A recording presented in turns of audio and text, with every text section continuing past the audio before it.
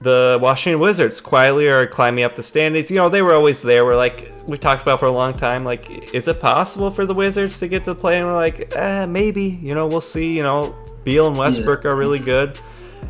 But they've been on fire lately. They are the 10 seed currently. They are 2.5 games above Toronto, and Chicago just has fallen apart since getting Vucevic. But on the Wizards front, quietly maybe saving their season, Daniel Gafford, who has looked like Mutombo out there these last couple weeks with all these blocks and his rim running ability and whatnot. It is funny that Chandler Hutchinson and Daniel Gafford have come in and been their best defensive players and whatnot, but Westbrook has been on a tear. Beal, when healthy, has been on a tear as well, and they're finally clicking to the point that we thought they would. Honestly, coming into the year, I thought they would not even they would be finished between the 7 and I'll say the 8 and 5. Honestly, is I thought was a realistic range for them, especially in the Eastern Conference. But what's impressed you the most out of these last couple weeks out of the Wizards? Well, first, let's just say that I was just kind of waiting, honestly, because Westbrook. We saw this last year with the Rockets. It was kind of it was really just lots of ups and downs. And then all of a sudden he just explodes. Same thing with Bradley Beal. Last year he was really good. He was averaging like 30. All of a sudden time comes where you might not be in the playoffs and he just explodes. And so I was kind of waiting, hoping for that to happen. Though it's been happening lately. But yeah, these guys. Because, guys like Westbrook, we see every night, no matter who he's playing, he's going 100%, But these last few weeks, so this guy has been going 120%, He has just been kicking butt. And so I like that, honestly, because you can see it rubs off on the team, These guys, once they see the energy, it's Westbrook's energy is very contagious, Because now I see these other guys, they try on defense, though. They try a little bit harder, though, and it's really nice. And luckily, they've him and Beal have shown the ability to really play well together, which they have been doing. And that's great. Last year we saw Beal drop 50, 60, a few times, and just look upset. Now he's doing that in Westbrook. He can get you those extra, 15 points you need to win. And to their defense, it's been a tough year just saying for 2 weeks they couldn't play because of COVID. They didn't have enough players to run out there. 7 players, 8 players? Something like that. Something crazy. Westbrook started the year off injured, didn't look great. Mm-hmm. Beal's been banged up a lot this year, so them being healthy now is definitely the thing that we thought they could be. Who would have predicted Davis Bertans kind of falling off? He's picked it up as of late. I honestly thought that was great value money-wise for him, and he has not lived up to that contract quite yet. He's been better of late, like we talked about. Rui Hachimura didn't quite make a jump, but he's been a bit better this year, defensively still coming along. Thomas Bryant getting hurt, which is saying that almost ended their season or being really tough for them center-wise, having to play Robin Lopez, who can be good at times, but then it could be really bad at times, just saying, because he is an older center and whatnot. But It's good to see him healthy, all of them, and finally getting to play, because they're fun every night. I've been trying to watch the Wizards as much as possible now, and for a while there I was like, okay, I don't want to watch the Wizards play. It's just Westbrook getting triple doubles. I've seen enough of that in my lifetime and his career already. No, I agree with that, though. It's just, and we've seen the whole triple-double. He normalized the triple-double.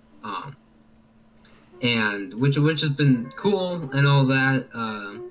But lately, though, it's been really fun basketball, honestly, Because Westbrook, no matter how much you hate on him, you can't ignore the fact that he's a fun player to watch, Westbrook, talent-wise, isn't really up there with, with LeBron and Kevin Durant or whatever, though. The reason why his jersey sales, are there, with him is because he's just so fun to watch, And Bradley Beal, he's a great player to watch, and seeing those two really put it together, though, has been such a treat, honestly. Yeah, no, they're awesome to watch. Like I think the thing that a lot of young guys, like young kids like us growing up, that we attracted to Westbrook is because how hard he goes every night. Like he gives it all, his all. It's hard not to root for a guy like that.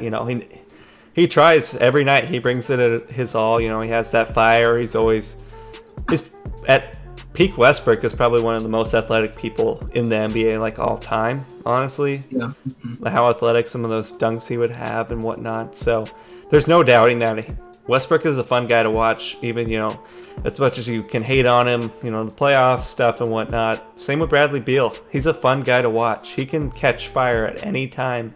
And, like, he's at the point where a bad Bradley Beal game is, like, 28 points, or, like, an average game is, like, 25 to 28 range, which is pretty incredible to say.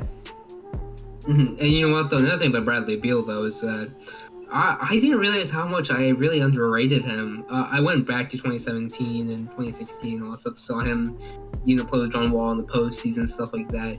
And honestly, seeing those games now, he looked as big of a part, if not bigger, than John Wall. Which I thought would have been crazy to say at the time, but now really looking at that tape and stuff like that, it's like, wow, Bradley Beal was really good. Yeah, we always thought of him as a second or third wheel, even there at times. And really it was kind of like John Wall. I don't want to say it was entirely holding him back, because, they did have some success and won some playoff series and whatnot. Paul Pierce, I didn't call game, I called bank. No, I didn't call bank, I called game, sorry. Had it mixed up there, but obviously, Bradley Beal shouldn't have been playing second fiddle. He should have been the man there with John Wall. But yeah, I definitely think he gets a bit underrated, and maybe he became a bit, I don't want to say overrated, but like maybe media was overrating him or trying to, just because he was on a bad team. But it's not really his fault that John Wall tore his Achilles and his ACL, and they had all these injuries and guys got older and whatnot from the playoff teams that they had. And it really wasn't a good roster at all last year. It was like him and Bertans were like the only good players. Hachimura had an up and down rookie season and whatnot. Yeah. No, I agree with that. Also, credit to Bradley Beal, honestly, because he signed the extension, and he knew what might happen, honestly, and obviously he shows frustration after the game and stuff like that, but when he's playing, he's playing. And I didn't really acknowledge how mature that really is, until the whole Kevin Love thing happened not that long ago, because he signed the extension, I assume he knew that the Cavaliers didn't really know what was gonna go on, what was gonna happen, and he's out there getting pissed, now 2 years in a row now, on the floor and doing something. Bradley Beal, man, that guy is really, he might say something after the game, but when he's playing, he's locked in, trying to get them a win. Yeah, I try not to be too like old school and be like, oh my goodness, how could you do this? But like that kind of pissed me off what Kevin Love did. Like he just gave up, honestly. Like he did just give up, yeah. Like it was a lot of money, so like I don't like blame him for taking the money and whatnot, but like what did you expect? Like LeBron left, the Cavs panicked and like, okay, Kyrie and LeBron are gone, all right, we gotta throw a whole bunch of money at Kevin Love. So yeah. And like that does not set a good example for the young guys that just want to go out there. Like they're trying, the young guys are trying, like they want to win, they're just not at that point yet. So and a year ago, 2 years ago now, I guess, when Colin Sexton was there, Kevin Love ended up getting upset because he said, Colin Sexton is pulling the ball a little too long or whatever, though. It's just like, I just, it's a lot of stuff that's like, you knew what the plan was, which was there was no plan, and, he's throwing some fits and stuff. So yeah, honestly, just credit to Bradley Beal, really, for being awesome. Yeah, and I think it's realistic that they actually make the playoffs, because I kind of like them over the Pacers, honestly, and I think that the Hornets versus them would be an interesting game. I think it could go either way. I kind of like to tend towards the two All-Stars, but then the Hornets do have a lot of young, good players, so I think that would be an interesting playing game for sure that I would definitely look forward to watching. Honestly, in the playing game, I don't really see a Westbrook and Beal losing. Honestly. It would be tough, honestly. Like, I know Terry Rozier's had a great year. Mm-hmm. LaMelo Ball is back and playing, which is really good to see him out there. All the highlight accounts, they can get their views back up with the LaMelo Ball stuff. But no, but he is fun to watch. So, but I definitely would like my chances with, because really playoff ball can really just be my two best guys against your two best guys, and there's not too many two that are better than those two, especially in the play-in game. So I definitely think that they could definitely get in the playoffs for sure. And either way, them playing the 76ers, Joel Embiid and Westbrook have history. The Nets versus the Wizards would definitely be interesting. So I think either way, we're going to get a fun playoff series with Westbrook and Beal. Yeah, and not just that, but I feel like the playing tournament will be very fun, honestly. Because, I mean, when you have guys like a Westbrook and a Beal and LaMelo, like, when you have those names in the playoff tournament, that's pretty dope. Honestly, I don't get how you couldn't like the play-in. Like, I think there will be a time where we'll look at, like, a team maybe have 50 wins or something. We'll be like, well, it's kind of stupid they got bounced, but still then, like, it's entertaining. It's fun. It's like a March Madness type feel, honestly. Like, I don't get how you couldn't like it, in my opinion. I don't personally. I feel like they should honestly just remove it, just because obviously we saw with the Grizzlies, like record-wise, it should be the 8th seed, but they might not get it just because of the play-in tournament. Because we all know in the NBA, any team can beat any team on any given night, in the regular season, and that kind of what the play-in tournament really is, though. Also, I just don't think they really like the extra games, so I feel like that might exhaust them,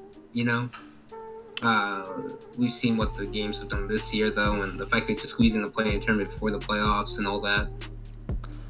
Yeah, I guess I should have clarified. Like, I get that. Like, especially being a fan of those teams, that's got to suck. But just, like, straight up, I guess my point was, like, what I should have clarified more was being, like, people will, like, bash on it. I think it does have its flaws. You hit on it perfectly. But, like, we can't hate on it too much because we're all going to watch and enjoy it at the end of the day. It definitely does keep me more. Oh no, we'll enjoy it for sure. Yeah. It does keep me more entertained in the regular season because at this point, like, I kind of would check out at this point usually during the regular season. Maybe not paying as much attention, but it's definitely kept me engaged, especially with the Blazers. Going back up to the 6 right now, or they could fall back down to the 7. The Wizards, probably would maybe give up on the season at this point. But now they have something to fight for, going up to the 10 and all that. But even if the Wizards do lose the play-in, I think the Hornets would be fun too in the playoffs. So I think no matter what, we'll get good games and whatnot. And then in the West, if Curry gets in there, awesome. If the Grizzlies get in there, awesome as well. Like, I think no matter what, the teams that get in, besides maybe the Spurs, even them, they could be okay. But I think no matter what, the teams that get in could be really fun and exciting. Probably won't win a series, but could be at least exciting. Yeah, no, it'll definitely be exciting, though. I mean, we'll probably get a few buzzer beaters or whatever, which will be fun. But yeah, I just hope it isn't, I mean, like the 2000 Knicks, for example, they went to the finals as the 8th seed. And I don't think anything like that will happen now. I'm just talking like future-wise. Like, it would kind of suck if like that would be ruined because of the play-in tournament or whatever. But on the flip side, though, like March Madness getting hot at the right time, like that could be a big win for a team that maybe barely got in and struggle, and then maybe they could go all the way. So I think that the NBA will just have to see how it goes and experiment with it. If it's too many times, like a team that actually should get in the playoffs, gets bounced, maybe they, remove this, the playing game. But I guess we'll just have to see. Yeah, I don't think they want like a Minnesota getting in, because I mean, this is all about. I mean, if you can get really good ratings for the play-in tournament, you get really good ratings for the playoffs. That's a win-win right there, as opposed to just like the very low ratings you get at this point in the season, and then just spike and they get in the playoffs. You bring up a great point. At the end of the day, it's all about money. Whatever brings in the most money for the NBA, they'll do. And I think having this, it really did feel like a playoff game. The Grizzlies versus the Trailblazers, because it was a great game. CJ hit the dagger for them to win, and the view. I don't know what the ratings were exactly, but it was pretty good, just like a playoff game would be. So that was definitely a lot of money for the NBA and ESPN and whatnot. You just gotta hope no one gets injured in the playing tournament, though. Honestly though. Because those are extra games. You better hope no one gets injured. Because if they do, then I see that thing getting axed.